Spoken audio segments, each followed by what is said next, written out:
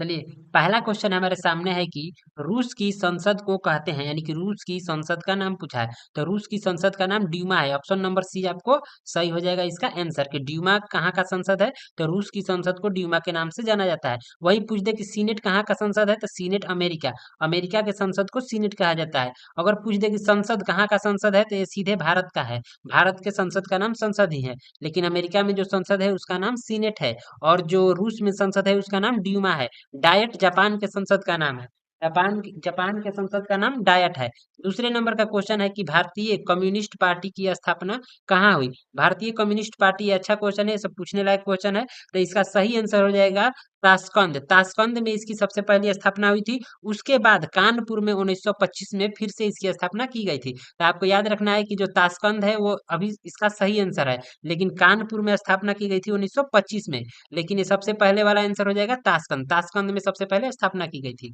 तीसरा क्वेश्चन है कि भारत विश्व व्यापार संगठन का सदस्य कब बना।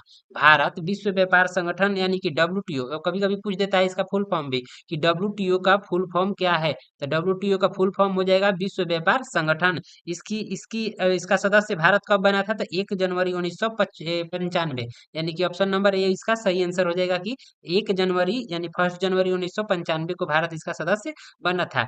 चौथा क्वेश्चन सामने है कि निम्न में से कौन सूती वस्त्र उद्योग में अग्रणी है, यानी कि सबसे पहले सूती वस्त्र उद्योग में कौन आता है, कौन सा इनमें से आता है। तो सबसे पहले आ जाएगा मुंबई। मुंबई के बाद आपको गुजरात आता है, तो इसमें गुजरात है भी नहीं, इसलिए इसका सही आंसर हो जाएगा मुंबई, यानी ऑप्शन नंबर सी इसका सही आंसर है।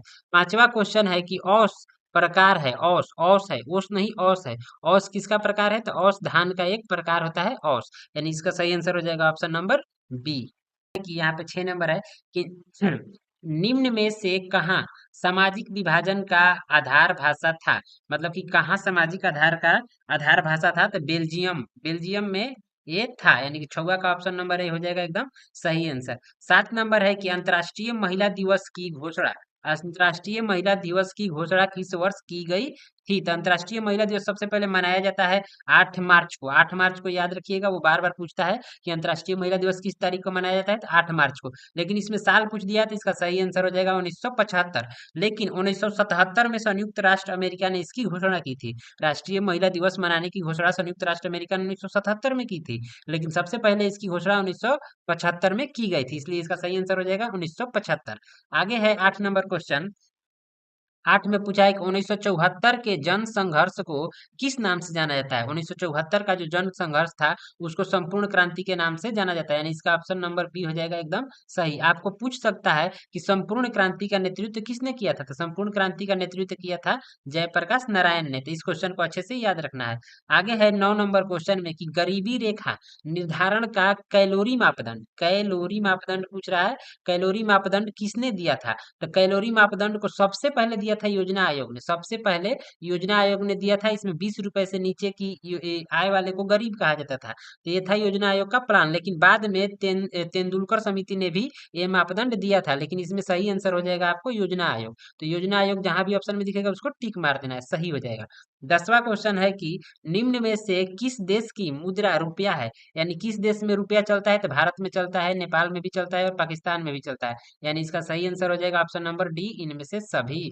आगे है 11 नंबर में कि हिगेल, हिगेल किस देश का दार्शनिक था। जो हिगेल था, हिगेल किस देश का दार्शनिक था, तो ये हो जाएगा जर्मनी, जर्मनी के दार्शनिक था हिगेल। आगे है 12 नंबर में कि गांधी जी ने 12 नंबर में गांधी जी ने किस गोलमेज सम्मेलन में भाग लिया था। तो गांधी जी ने दूसरे गोलमेज सम्मेलन में भाग लिया था। तो दूसरा है ऑप्शन नंबर बी में। ये भी पूछ सकता है कि दूसरा गोलमेज सम्मेलन कब हुआ था, तो 1931, 1931 आप लोग याद रखेंगे कि 1931 में दूसरा गोलमेज सम्मेलन हुआ था। 13 नंबर क्वेश्चन यहाँ पे है कि 13 में कि यहाँ पे दिया है क्यूनाइन, क्यूनाइन का उपयोग होता है। क्यूनाइन का उपयोग किसमें होता है, तो मलेरिया के रोग में इसका उपयोग किया जाता है, क्यूनाइन का उपयोग। आगे है 14 नंबर में कि निम्न में पुरानी जलोढ़ मिट्टी कौन है। मतलब इन सब में सबसे पुरानी जलोढ़ मिट्टी कौन है, तो इन सब में हो जाएगी सबसे जलोढ़ मिट्टी हो जाएगा बांगर। बांगर का आप सीमेंट भी देखे होंगे, तो इसका आंसर हो जाएगा 14 का बांगर। आगे है 15 नंबर में कि नवीनगर, नवीनगर तापीय विद्युत संयंत्र कहाँ स्थित है, तो नवीनगर औरंगाबाद में स्थित है। औरंगाबाद इसका सही आंसर आंसर हो जाएगा 15 का ऑप्शन नंबर सी। 16 नंबर में है कि डॉक्टर राजेंद्र प्रसाद का जन्म स्थल कहाँ है? तो सबको पता है कि डॉक्टर राजेंद्र प्रसाद बिहार के थे, तो इसका सही आंसर हो जाएगा बिहार, यानी ऑप्शन नंबर बी, 16 का बी। 17 नंबर क्वेश्चन है कि भारत में पहला देसी जूट जूट मिल किस शहर में स्थापित हुआ? भारत में पहला देसी जूट मिल किस शहर में स्थापित हुआ था? तो ये हुआ था सबसे पहले कलकत्ता में। इसका आंसर हो जाएगा सही वाला कि option number A, Calcutta. 18 number question है कि भूमंडलीकरण की शुरुआत किस दशक में हुई? भूमंडलीकरण की शुरुआत 1990 के दशक में हुई थी। इस क्वेश्चन को आप लोग को याद रखना है, बुक का क्वेश्चन है और अच्छा क्वेश्चन है। आगे 19 नंबर में है कि निम्न में से कौन पंचायती राज्य व्यवस्था का दूसरा स्तर है? पहला नहीं, इसमें दूसरा पूछ दिया है, तो दूसरा हो जाएगा पंचायत समिति। पंचायत समिति इसमें आपको दूसरा स्तर है। आगे है 20 में कि 1871 में कौन सी संधि हुई थी? 1871 में सबको याद रखना है, फ्रैंकफर्ट की संधि हुई थी 1871 में। आगे है 21 नंबर में कि बिहार में पंचायती राज संस्थाओं में महिलाओं के लिए पूछा है, महिलाओं के लिए ही पूछा है, कितनी सीटें आरक्षित हैं? कितनी सीटें आरक्षित है? तो 50% सीट आरक्षित है, जो कि अच्छा भी है। 22 में है कि निम्न निम्न तलीय जल जमाव वाले क्षेत्र को कहा जाता है, निम्न तलीय जल जमाव वाले क्षेत्र को वेटलैंड कहा जाता है, यानी 22 का ऑप्शन नंबर ए हो जाएगा एकदम सही। 23 नंबर क्वेश्चन है आपके सामने कि जर्मनी के एकीकरण का मुख्य वास्तुकार कौन था? वास्तुकार पूछा है, तो बिस्मार्क। इसमें सही आंसर हो जाएगा बिस्मार्क, ऑप्शन नंबर डी हो जाएगा इसका सही आंसर। इसको थोड़ा सा रुकिएगा, इसका सही आंसर हो जाएगा बिस्मार्क, यानी ऑप्शन नंबर डी। आगे है 24 नंबर में कि स्वर्णिम स्वर्णिम चतुर्भुज योजना महामार्ग इनमें से किस शहर को नहीं जोड़ता है? स्वर्णिम चतुर्भुज के बारे में आप लोगों ने पढ़ा होगा, इसमें पूछा है कि किस शहर को नहीं जोड़ता है, तो इसमें से ये हो जाएगा आपको गुवाहाटी। गुवाहाटी को नहीं जोड़ता है, बाकी दिल्ली, चेन्नई, कोलकाता, इन सबको ये जोड़ता है। आगे है 25 नंबर में कि गांधीनगर ने भारत में सत्याग्रह का पहला प्रयोग कहाँ किया था? यानी गांधी जी ने अपना पहला सत्याग्रह कहाँ किया था? तो सभी को पता होगा, बच्चे बच्चे को पता होगा कि चंपारण यानी कि बिहार में सबसे पहले गांधी जी ने अपना पहला प्रयोग किया था, यानी पहला सत्याग्रह का प्रयोग किया था, यानी ऑप्शन नंबर इसका हो जाएगा ए। आगे है 26 नंबर में कि अखिल भारतीय किसान सभा का गठन कहाँ और कब हुआ था? यानी अखिल भारतीय किसान सभा का गठन पूछा है, तो ये हुआ था लखनऊ में 1936 में, यानी ऑप्शन नंबर सी हो जाएगा इसका सही। आगे है 27, नरोत्तम सिन्हानु कहाँ के शासक थे? नरोत्तम सिन्हानु कई बार ये क्वेश्चन पूछ चुका है, इसका सही आंसर हो जाएगा कंबोडिया। कंबोडिया के शासक थे नरोत्तम सिन्हानु। आगे क्वेश्चन देखेंगे। 28वां नंबर क्वेश्चन है कि भारत में न्यूनतम मजदूरी कानून किस वर्ष पारित हुआ? तो ये पारित हुआ था 1948 में, यानी ऑप्शन नंबर डी हो जाएगा एकदम सही।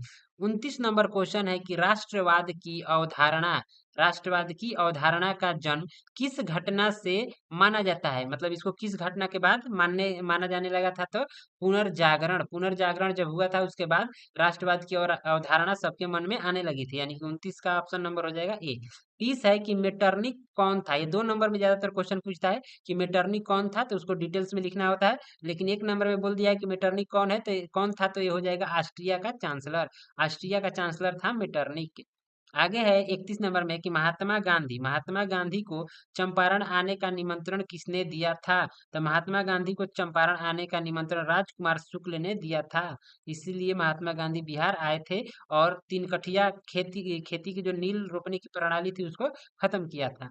आगे है 32 नंबर में कि लखनऊ समझौता किस वर्ष हुआ? लखनऊ समझौता सबको याद रहना चाहिए 1916, कई बार पूछ चुका है एग्जाम में कि लखनऊ समझौता किस वर्ष में हुआ था, तो 1916। आगे है 33 नंबर में कि भारत का डाक विभाग कितने जोन में विभाजित है? तो भारत का जो डाक विभाग है वो 8 जोन में विभाजित है।